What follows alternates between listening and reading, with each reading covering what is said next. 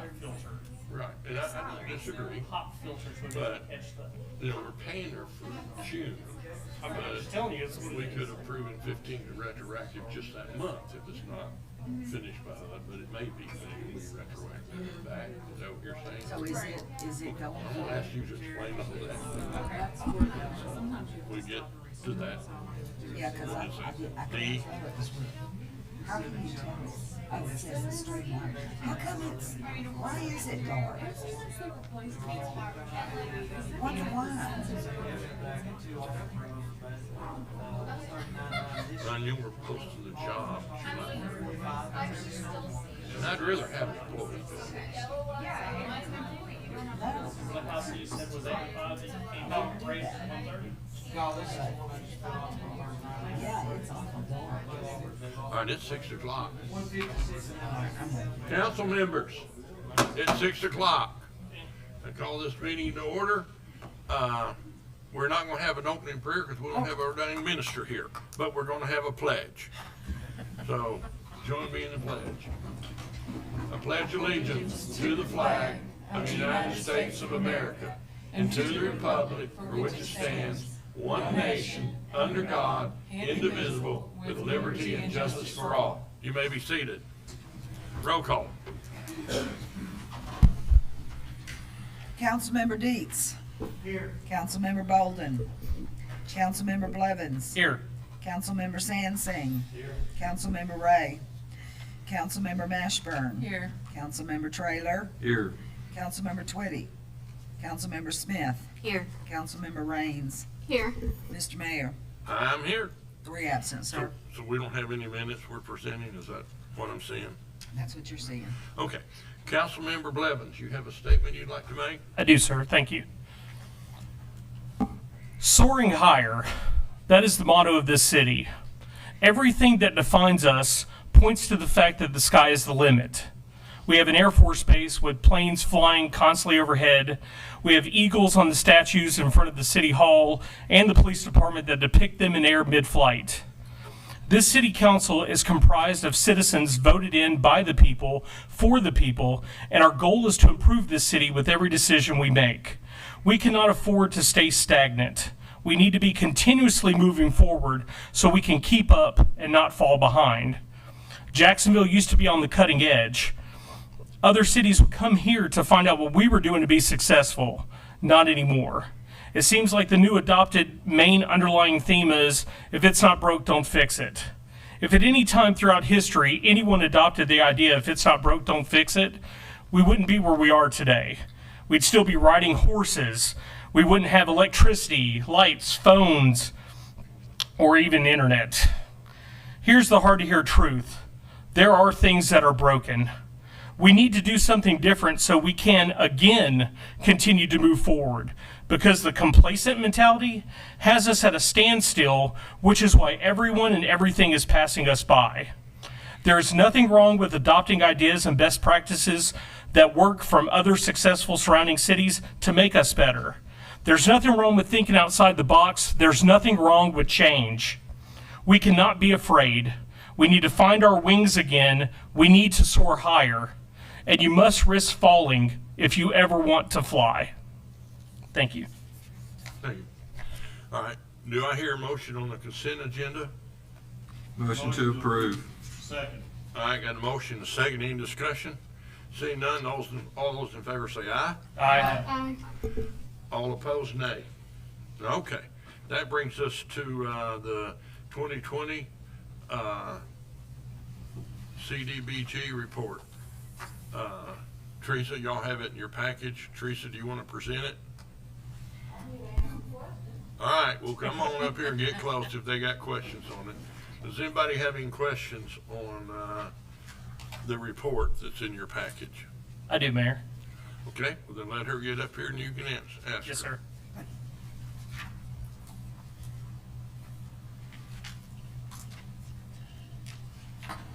How's it going, Miss Watson? I was looking at this CAPER report. I've been looking at it ever since you posted on Sunday. I do have a couple of questions to go just so I can get a better understanding of it. On page 6, it says the CDBG funds are not allocated geographically within the city. The Sunnyside addition is the targeted area, and homeowners and/or potential homeowners in that area have priority on the waiting list. I was wondering, how many people do we have on the waiting list right now? We don't have any on the waiting list So everyone has been taken care of? that have requested, assistance and qualified. Has there been a lot of people that have not, like, applied and not been qualified? No. Last year, since if you talking about last year, Yes, ma'am. Well, this is from 20, yeah, from just 2020, right? basically, I'm trying to think of how many people were denied last year. That I don't know off the top of my head. Yes, ma'am. Lisa, I need you to push your mic button, please. Oh, you gotta turn the mic on. Oh, is it not working? Okay. Is it on? Yes. Is it, Okay. Yeah. so, last year, we didn't have very many, most of the time, we don't have a lot of, requests. Most of the ones that are denied are the ones that's over the income guideline. And that guideline is established by HUD, by family size. But everybody who qualified last year was assisted. Okay. And that includes everything from rehab assistance to home buyers assistance all the way down the line. Correct. Okay. Now, the one thing that we have quite a few, we send out applications for is home buyers assistance, where down payment and closing costs, we send the application out, but they don't send them back in. So we Gotcha. had one. Because, you know, like when I first started talking with you last year, you know, I had a lot of people that had, you know, asked me like, hey, look, every time I go to approach to ask for money for CDBG funds, they're always telling me there isn't any. You remember when we had that conversation? You're Well, like, I hey, don't know look, who I didn't told- get, yeah, you're like, I didn't get any phone No. calls like that. I didn't get any, you know, nobody messaged me about that. So I just wanted to verify if there was any people on the waiting list or anything. Does anybody else have a question before I move past this, or? Okay, I just don't want to take up all the, Go ahead. okay. On the actual CAPER report for the year 2020, it showed that we got an entitlement grant for $210,000. Now, this entitlement grant, I know that allocated, we're only allowed to have 20% of it go to general admin, which includes all admin costs and salary, correct? Correct. Okay. And I was questioning this, and I contacted Cheryl Urkel to ask her, well, you know, if only 20% could go this, you know, where was the other part of the money coming from to pay the salary? And she said it was coming out of rehab administration. So when I went on this and I looked at rehab administration, I noticed that the money was taken out of rehab administration, but I noticed that we were taking out more money, like, and according to this on rehab administration, which I don't know if some of these other items are considered rehab administration, which is what my question is going to end up being, but like it only shows that there was $6,800 of single family rehab and $2,000 worth of home buyers assistance, but yet we paid $55,000 to admin that payment. I'm just, can you clarify that for me, just so I'm not like. Well, so I don't- admin doesn't just consist of salary. It consists of everything else. Telephones, I don't know exactly what year it was that and it was when Mayor Swain was here. He signed and wrote a letter to HUD where salaries, my salary, 30% is taken out of general admin and 70% is out of rehab admin. And that's the formula that we've always used. And at that time, it depends on what staff person it is, what they work on, because how it works is, if you work strictly in rehab, that's where your salary come from, because it's program delivery. Well, I was told that the rehab admin also had a 20% cost, so No. like whatever the admin cost was. All right, I'm just, again, I'm just trying to ask because I want to get to the bottom, you know, try to figure out these numbers. When I mentioned this, I wanted to call somebody else higher than Cheryl to find out, you know, what exactly was going on and how this money was done. And it was met with a lot of confusion from the people at HUD when I mentioned it to them about the 70% going to paying the salary. And even when I asked about the contract, again, like for this year, the contract that the entitlement grant we got was $200,000. And I know that we're going to end up talking about your contract here in a minute, but you know, like we're looking at getting $95,000 out of that, which only leaves $105 for the people of the city that needs it. And they did mention that there's this pot of money that isn't on any of these reports. That's only available in IDIS for past years. Is any of this money for admin or any of this stuff, is it pulled from those funds as well and maybe not pulled out of this to pay that 70%? No, well, for HUD funds, every grant year, the maximum you can use for admin, general admin, is 20%. Yes, ma'am. It does not carry over. If Yes, you ma'am. don't use it all, then you can use it, but in a different area, just not admin. Also, in public service, it has a cap of 15%. All other activities has no cap. You can use whatever amount that you want. I'm just trying to figure out paying $55,000 in rehab admin for $8,000 in rehab administration or in rehab activities. You know, again, like I said, the whole reason I contacted you initially was people were saying that they didn't get money, which again, you know, I'm like, hey, look, you know, did you send something in? Obviously that didn't happen. But when you look at this and you look at the numbers, I mean, paying almost half the money to manage the monies, I don't know. They said that only 20% could be done. No one knew about this, you know, the Mayor Swaim, you know, email or whatever that was done to say that 70% It's not an could come email, out. it's a letter. Oh, okay. Yeah, I mean, again, nobody knew about that when I talked to them. So I guess I just need to look into that. But I'll pass my time and let somebody else ask a question. Anybody else have a question? I've just got a comment. As usual, your report looks fine. How many years have you been doing this? 20. 20 years. And I think in 20 years, you should know how the system works. You should know how the finances works. You should know where things come from, how they go. I trust our head of finance to understand how the finances work and make sure that everything is done above board. And thank you very much. Any other Mr. questions? Teresa, I Councilmember? tell you, I'm astonished that we have that money available and we don't have more people using it to help purchase homes. You know, because we used to use that non-stop years ago, if you remember. Right. We were always available, and you were to inspect and help first-time buyers and people that needed help getting homes.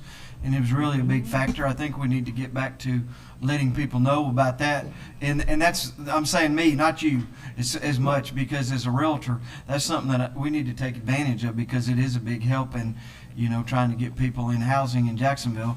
Of course, we haven't had a problem the last couple of years, but we used to. And y'all did a great job, and I'm just shocked that we only used $2,000. That's like one person. Well, one of the problems that make it a little harder is some of them get the ADDIE grant, and you can't Yes. get ours because they're both federal funds, so they have the same guidelines. And that guideline is you can't go beyond second position. So Okay. the mortgage company has first, and whoever grant that you take takes the second position. And ADDIE was giving 5,000 and 7,500, so they would opt to go for the higher amount because we only give up to 3,000. Up to 3,000, right? Okay. And they were given an additional tax credit too to the first-time buyers if they used ADDIE money. So it was a good program and statewide. So, okay, thank you very much. Thanks for your service and your great job you've always done, Any Mr. other Teresa. questions? Anybody comment? Yeah, I have a question. Is there any way that that you know of that we could assist you in making sure that our community and citizens know that these funds are available? Because just looking at page 6, we had almost $250,000 for the other block, and we it says here that we only used less than 8,000, and that's a pretty big gap. Well, now that other block, the reason it was low, we were working on it, and it's in the report. Right. It actually didn't come out until 2021. We did use more money, but it wasn't counted in 2020. Okay. And as far as trying to get the word out, we've been trying since I've been here. We've had all kind of events. We've Right. had flyers. We send out mailings, and even the past You've cooked recipients. hot dogs in the park, you've done You know, all kinds of stuff. You know, sometimes they will call back, but I don't know what the problem is. We've even had instances where we were building a brand new house. We couldn't get anybody to take advantage of that. And I think Yeah. one of them, they don't want the city in their business because they think that the city's going to take their house. And, you know, you try to tell them that the city don't want any more houses. But, you know, that's the way they see it. Right. Yeah, and I mean, that's just kind of alarming because, you know, we have, what was that program that was, Our House, no, what's it, Our House? The resale store that also, Our House. yes, that also builds houses. We were talking about that earlier this year. Habitat. Habitat for Humanity. Thank you. Yeah, That's their what we. store, their yes. store, yeah. Right. But having the opportunity for Habitat for Humanity to come in here, build houses for new home buyers, and the houses that we're building, you said aren't being taken. Like that's.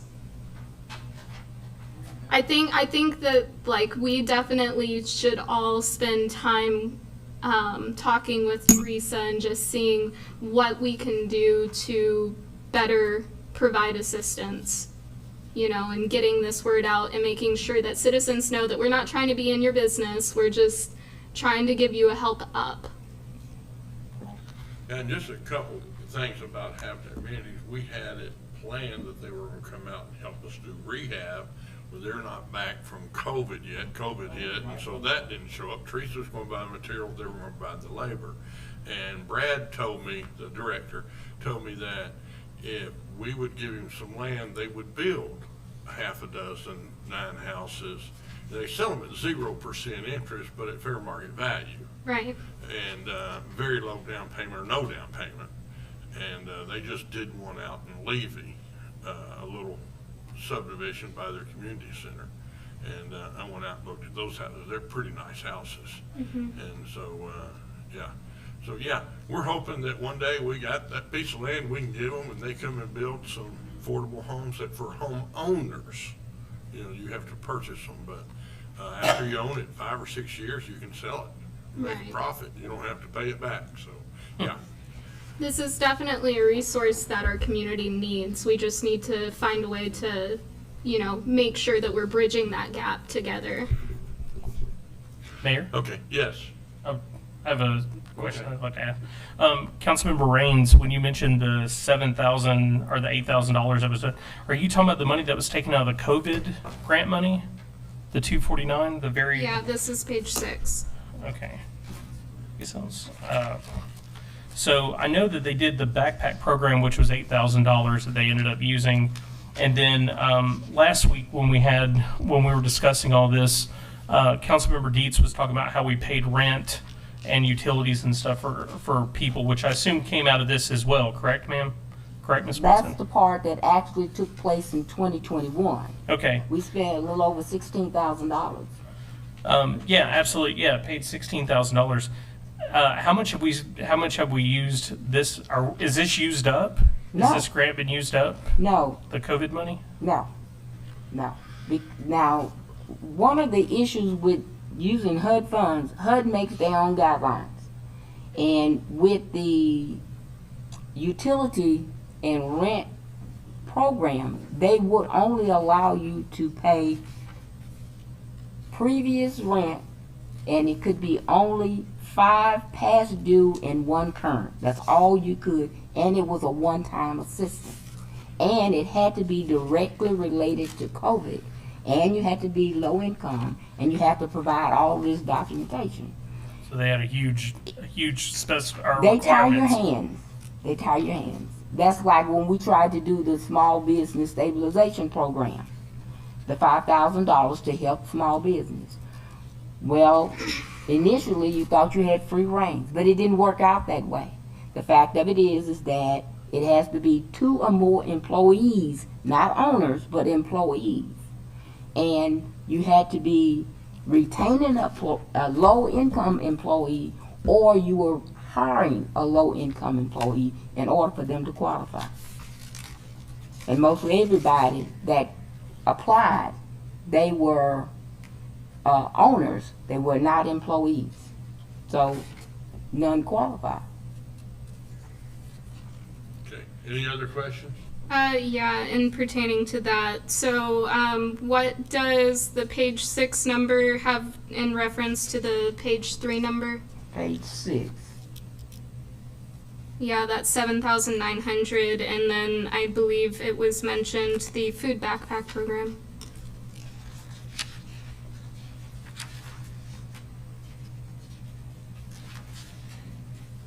And it has in here, on the previous page, you know, the tops of your chart, where the source amount comes from, but that still comes from CDBG. Okay, now you say page 6 and Yeah, I think that this may be more of a question to Councilmember Blevins because he had mentioned the backpack program. Absolutely. yeah, that was the backpack is where the funds that we actually spent in 2020 was where we provided breakfast, lunch, dinner, and a snack to 55 youth for 10 weeks. Right, ma'am. and that's amazing. But the category says that it did come from CDBG funds and not the other You know, category. well, HUD title is on CDBG, but it's CDBG COVID. Yeah. That's where, when you see other, Mm-hmm. that's the COVID money. Okay. All right. Thank you for clarifying. Okay, thank you. All right, any more questions, comments? Okay, I'd entertain a motion to approve her report. I'll second, or I'll make You'll a make the motion? motion Okay, to. do I have a second? All right, got a second? All right, all those in favor say aye. Aye. All those opposed, nay. All right, Thank you so So, much, uh, Teresa. Councilmember Blevins, your turn again to talk about your bus plan. Yes, sir. I've actually had a lot of people reach out to me about missing the bus or any kind of transit in here, including ACAB being gone. So I started trying to think of different ways to bring a bus program to Jacksonville without us having to go to a third party. And what I came up with was a bus plan for the city that consisted of us possibly getting the kind of like what you would see the senior citizens buses, the 12-man sender buses that have the 2 handicap accessible areas on them. I have pictures and everything, but I wasn't able to send them. But you know, they roughly run about $60,000 a piece. So if we use 3 of them, it would be a grand total of $180,000. But like I said, they hold 12 and 16 people collectively. For 12 for one and then 16 another, and both of them have 2 handicap positions. Now, where the outside the box thinking comes from is when I had spoke to Kevin House of the Parks and Rec Department, he had mentioned that it's about to be time that they up the price of what it costs to use the community center. Like, they've been trying to keep it down, but their costs have been getting higher, so they were thinking about increasing that. And I was thinking if they increased it to about what the price of riding the bus would be, what we could do is we could tie it in tandem with Parks and Rec. and give this over to Parks and Rec and say, hey, look, when you add this to the Parks and Rec, when they sign up for a membership for the Parks and Rec, they also get to ride the bus. And thus, in turn, if you ride the bus, you get access to the community center. That adds more people being able to use the community center, and also justifies the raise that he was looking at doing, and allows us to have this bus system. And the way that I had planned the bus system to pay for itself is that we have 6 static stops that go to all the different places in the city in a 2-hour time frame, but staggered 1 hour apart. So each hour, a bus is showing up to one of the locations. You charge for advertising on the bus. You charge for advertising at the bus stops. You can charge for, having, television advertisements being played on the bus. But when they get the bus pass for the day, they also are allowed to use, like I said, the community center. But on top of those 6 static stops, we could have 6 additional stops that we have businesses bid to pay for, to have the buses stop at their location to help offset that money. And then, like I said, we have the wraps on the buses themselves that advertise, and we have 2 buses that travel inside the city, and then 1 bus that travels from Jacksonville to North Little Rock and back in a 2-hour time period. The way that bus would work is people that need to go to North Little Rock would call and get set on a schedule. The bus would swing by and pick them up. It does 2-hour time period between the trips back and forth. So essentially the bus would swing by, pick everybody up, drive to North Little Rock, drop them off, pick the people from North Little Rock up, bring them, drop them off, and then go pick up new people and continue on and on. And all of that would end up being under the same cost as what it would be to go to the community center for that day. And with us owning the buses, like we get depreciation, we also get to add stops such as special events like, Festivale, or if there's a Fun at 5 Points event, or say the farmers market. I mean, there's tons of opportunities for us to add stops at our leisure. And we don't have to, if we go with a third party person, we'd have to go contact them. They'd have to approve it, meet with their people. This brings jobs to the city as well as someone to overwatch all of it. And again, community center, Dupree Park, the DMV assessor's office, they'd have access to City Hall, and this would also increase the amount of people able to work in the city and the amount of people that actually go to some of these other events to see what we have that couldn't get there due to a bus program. We could even offset some of the costs for the senior center. Like we could have the senior center be a stop so that they could take some of the people, and maybe we might be able to still use some of the funds like that has been used before to finance that trip. So anyway, that's my discussion. That's kind of what my plan is. If you guys have any questions. Mr. Mayor, so how much are we currently spending contracting it out to the Little Rock Metro system? Nothing right now because they haven't been running the express route because of COVID.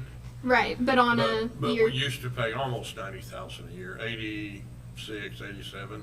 In your thing, Rock Region's they're gonna make a presentation to us next month or the month after, them running an Uber style system where they pick up your house and take you where you wanna go, you just schedule it. And they'll run it 12 hours a day, 6 days a week. And also go to North Little Rock. And so, we can actually use some of the Special CARES Act money to pay for it, but after 3 years, we'll know, we'll pay for it, and in 3 years, we'll know where people get on, how many people ride, and can we do our own bus system and cheaper than it's costing us to go with them. Right. But we are obligated when COVID truly ends, we're obligated through BRAC to have a bus system. That's when we used to have that express bus that ran through here and 4 people rode it a day. But that's because that's what BRAC wants us to be able to say is we have a bus system. And so that's what Rock Region's trying to work out. Of course, they're in that business, they know how to do it. I don't know who here's gonna run a bus system, but, you know, it can always be figured out. Right, yeah. I think that it's an interesting idea, and absolute, interesting new way of doing it, and it reminds me a lot of the internet fiber optic system that I think it's Clarksville. They run their own internet service provider system and all kinds of stuff, and is able to provide a competitive price for the citizens that work there, make money, and invest that back into the city. And if we have the ability to do that, to invest this money back into our city, I think that that's a good idea. I think that your transit system may be more of a public works thing than a parks and rec thing, but there's nothing that says that those two departments can't work hand in hand. Again, it's an amazing idea, especially including the parks and rec side of it, and just trying to get more people involved in the local community and the resources that we have here. Thank you very much. Mr. Mayor, Yes, sir. when would these people be coming in? They're either gonna come in July or the first meeting in August. So we should have a proposal from them. Right. And they have to get board approval. He presented it to them. They're doing the same thing in Conway. Same micro transit, that it's kind of an on-demand, and picks you up at your front door. And they're doing it in John Barrow Edition and the Riverdale Edition in Little Rock. So they're currently using this program Right. in Conway and other places in Little Rock. Right. So they are experienced and Yes. professional. Oh, well, they're a big company, so yeah. So, Mr. Mayor, okay, any questions of Mr. So what Blevins you're on this talking about, plan? though, is an individual would call someone and someone would come get them just like Uber. Yes. Well, you schedule a ride, and he's gonna explain it better than I can. So, this is Charles Frazier, the director of Rock Region. He's gonna do it and come out and talk to us. Councilmember Trailer, I'd like to say that the idea of the Uber coming and picking somebody up was definitely the same idea that I had, but only for the transit from here to North Little Rock and back, that I think would be used at a lower volume than constantly. And also in this plan, which is the same plan from January, it shows the annual cost of the city is $87,000 the first year, $109 the second year, and $137 the third year. Again, this is preliminary because this hasn't been done, but when it's all said and done, this is for one vehicle, one bus, 12 hours a day for 6 days a week, whereas my idea is $180,000, but we have ways to offset that money by monetizing different things such as advertising on the bus stops, the interior bus, and also just the business stops. And we also get to have the buses when it's all said and done. Yeah, it's a lot more than $180,000, though. I mean, It if you're is. gonna fund it 3 vehicles, 6 days a Well- week, 12 hours a day, that's quite a few people. There's insurance, I'm sure, Yeah. would be quite expensive if you're transporting people, because you're running the risk of if something. I'm not against it, I'm just saying. No, absolutely, It's more than absolutely. $180,000, and how much money are we going to be able to recoup from this? I don't And see Rock it. I Region mean, says it takes. every year we buses sit to up run. here at budget time and we cut because we don't have enough, and what we're doing is we're adding. I mean, I agree with the transportation side of it, but that's what we're doing. I mean, we want to soar higher, but everything that we're proposing or you're talking about is going to take funds away from something that we're already doing. I would like to say that I have discussed alternate ways to get the money for the buses to begin with, and when it comes to the actual monthly cost, it's only gonna, like, you don't have to have a CDL to drive, so we could get regular people with a driving record to drive the bus, I would which certainly will only want be like, someone with a good driving record. If absolutely, they're gonna be responsible absolutely, for driving absolutely. in town. You're looking at $33,000. You hire 4 people, to do that, which equals out to $128,000, and then plus $40,000 for the supervisor to manage the bus systems and make sure that's 168, and I didn't know how much the insurance would be, which is why I said 180. I just want to let you know that that's where my number of 180 came from. I thought that was the cost of the vehicles. 180 is the cost of the vehicles, but also I'm saying the yearly cost would end up, or the cost of them for the whole entire year would be, $180,000 for all the individuals. And don't forget Work as well. retirement and overtime. Absolutely, but that's with every employment. $35,000 a year costs you $50,000 when by the time you do insurance and retirement. Right, but a limiting program versus an expansive program where we have more opportunities to provide Yeah, I the mean, city with a return on investment. In theory, is- it's a good program. Right. And I think that it's, again, there's more opportunity, but again, like it's been stated, there is more risk in this plan that Councilmember Blevins is presenting to us. But it's worth looking at. Right. Okay. All right. Are you through, Mr. Blevins? I am indeed. Thank you, Okay. sir. All right, so that brings us to ordinance 1663. We didn't receive the second bid, so that's going to be tabled till we meet again. Now then, we have a discussion about payment for Teresa. Excuse me, Mayor, I have a question. And you said we didn't receive the second bid. I thought the whole purpose of this was to waive the competitive bid so we could, It is, but there's 2 manufacturers. Kevin, you want to come address this? I'm sorry, like I thought there was that's only fine. one, which is why I thought we were waiving the competitive bid. Well, we already know how much higher it's going to be. There's 2 companies in the United States that manufacture a shot curtain.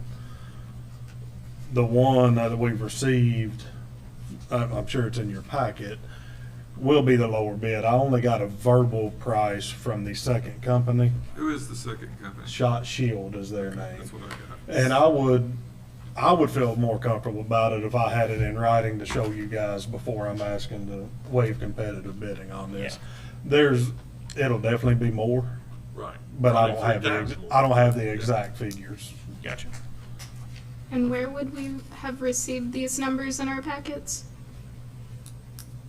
No, the only number in the packet Was the one for Shot Stop. Shot Shield had told me they would have me their number. They'd give me a verbal number, told me I'd have it in writing on Monday. Right. I actually looked this up because it's pretty interesting. So I did find the Shot Shield and Shot Stop, but there was also this Ballistiflex. All right, have you heard of that company before? I've tried to contact them with no luck. Okay. So I'm just assuming I've emailed, called, and no luck. Right. And so my question is, how many of these shot curtains are we looking at? And are we looking at that 8 foot by 50 foot? 8 foot by 50 foot sections. The total, How many sections? it'll Yeah. be, we're gonna go 40 foot tall, and it's about 1,800 foot long. Okay. So I can pull out my calculator and do I would that. have to do the same, right. But the main purpose of doing this is to reclaim the lead, to get the recycle value and keep it out of the water. Keep it out One day of the EPA ground. is gonna- high. Yes, sir. 40 foot is what's recommended for American trout. It's 180.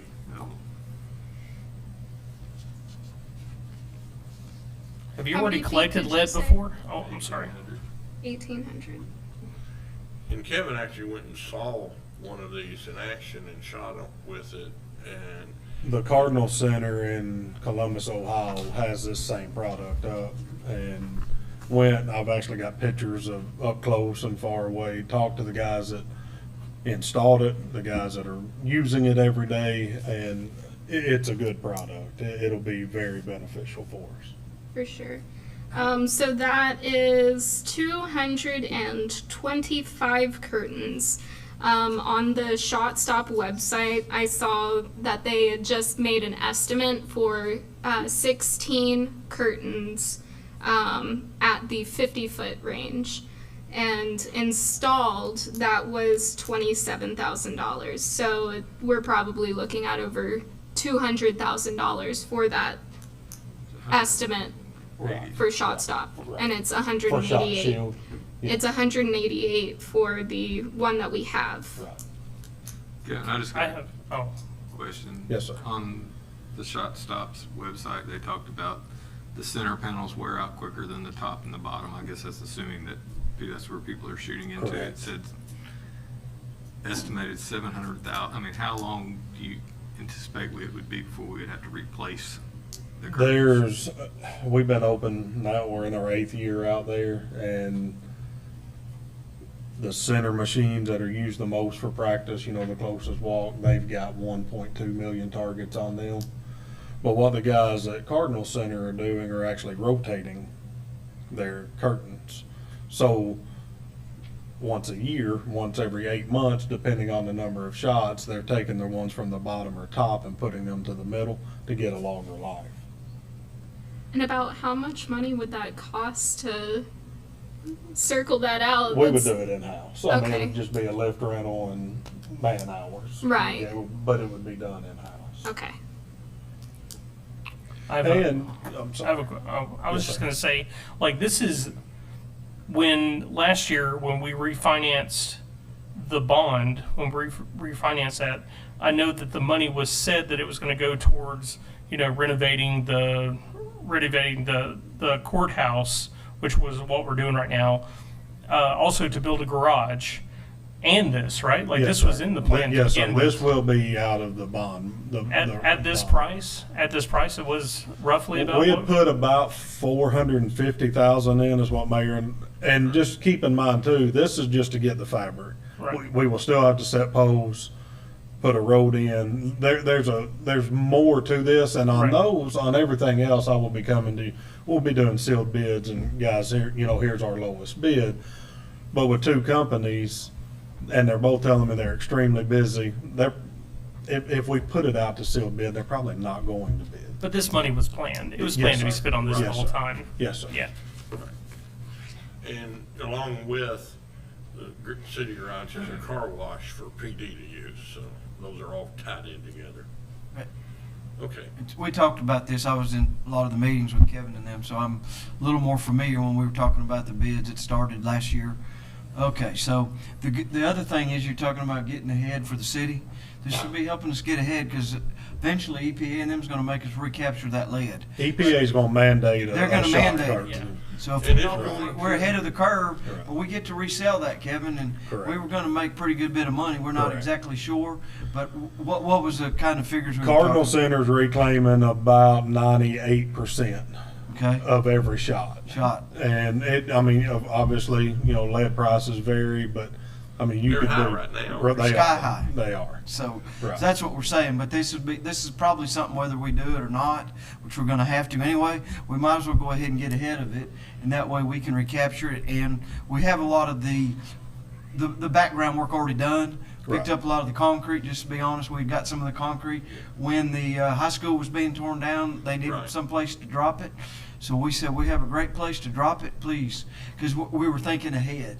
So there's lots of people working for the city that's thinking ahead, and this would be a bonus because we get to get ahead of everybody and we recapture it. Absolutely. Help and the one EPA. you went to in Ohio, the noise on the Oh. other side of the curtain was far less Yes, than it's- this side. That's not, really you do it because we don't need to be putting lead in the water table. Correct. That is the number one reason you want to do this. Right, and it will diffuse a lot of the noise. We don't know exactly how much, but out that way it will help on that too, which has been an issue. All right. So. Okay, thank you, Kevin. Yes, sir. Actually, go ahead. Talking about lead prices, the last lead smelter in the United States shut down many years ago, right up here in Missouri. When I was at Remington, most of the lead was coming out of Peru. So he's right. What we can recover, we're gonna get a pretty penny on. Right. We are. Right. Okay. And so, just jumping off of what Dietz was saying, do you think that this would be a good opportunity to kind of help balance the books when it comes to the sports complex currently? Absolutely. Yes, Yeah, absolutely. we kind of figured it'd get real close We'll to be you. real Right. close, yeah. Right. And I think that that's a thing that we need to definitely emphasize. Not only are we reducing the amount of lead in the water table, not only are we reducing the sound issue that we've been having, but we're also getting a return on It'll be investment that financial. will help balance what's currently being done, which it's a $250,000 deficit right now, annually, right? Give or take. Give or take. Yeah. Well, you put in depreciation, all that, yes. Right, yeah, with Right. depreciation included and all of that, yes. Right. Yeah. And so the sooner that we get that money, Right. the better. Director House, when you did this, when you actually had this done, how did the money come out? And it's been a year, and I sat down today and was started on it, and I actually contacted Shot Shield again. Hey, I still don't have, he told me he didn't have it, and then I got called away, an employee issue. We were looking around 70,000 a year is what at the time, that's what our estimation was that we. I mean, how much did we actually get though the last time we had it done? The recoup The, of the when they lead. reclaimed lead last year at the range, and it was done the old-fashioned style where they scoop the dirt up and shake the dirt. They were only able to reclaim about 60% of what had been shot there, because we keep good records. I mean, we know it's 1 ounce per shot, and there's been 7 million shots there. It's just simple math. They were only able to reclaim about 60%, and then we have to pay that company 80% to do the work. We don't pay them to do it, they give us a 20% of whatever, so. And how And much then was we it? collected about 44,000 from that. 44,000 was the full amount, and then we got 20% No, of that. 44,000 was our amount. We got 20% was 44,000. The lead's pretty high. Right, yes, sir. Yeah. Yeah, I mean, Yeah. I'm for it. I'm Right. asking. Right, yes, Right. sir. Yeah, that sounds great. And I definitely think that it's a no-brainer that 98%'s a much bigger. And we can do it ourselves. Right. Right. And we And can we do don't it have to pay the ourselves, and we don't contractor. have to pay somebody 80% Right. to do the work. Yeah. Okay, so now we need to discuss Miss Teresa and her consultant agreement. And I'm gonna turn it over to Stephanie, let her explain what's going on this and how we can handle what we need to do. So to give you guys a bit of a background, typically when we place an open bid, we follow Arkansas Code annotated. There's statutes under Arkansas law, and we have municipal code which kind of mirrors that. However, when we're dealing with federal stuff, we have to go by the Code of Federal Regulations. Their system of award management, their methods of procurement are a little bit different than Arkansas's. So it was my understanding that Councilmember Blevins had reached out, I think when he had some questions about the financing, where money was going for HUD. And I believe someone expressed some concern about our contracting process. So I'm apprehensive to present a contract to the council to vote on until I'm confident that this money will be reimbursed by HUD. And in order to do that, I've been trying to contact HUD's chief legal counsel. It's my understanding they're on vacation, but I have a meeting with them next week to try to make sure that this contract passes muster, that this isn't something the city's going to have to come out of pocket for, that we will get reimbursed by HUD. So that's kind of where we stand. We're in limbo until Right. I meet with chief. I guess my next question is, we've approved paying Teresa for June. Right. What do we do about July? So that's the other thing I'm going to ask about, having the contract be retroactive, so she Okay. can, right. Right, okay, so there's really nothing to do, is what you're saying. Correct. So does Teresa go to work on July 1? From my understanding, she's been working. Right, Does she continue working on it? right, Yes. okay, all right. And so you'll be in touch, and we'll be in touch with Teresa, and we'll have all that going on. All right, so the next thing is we have appointment to Sewer Commission to appoint Jeff Elmore to replace Bob Williams, who sold his house and moved it up on a lake or somewhere. Motion to approve.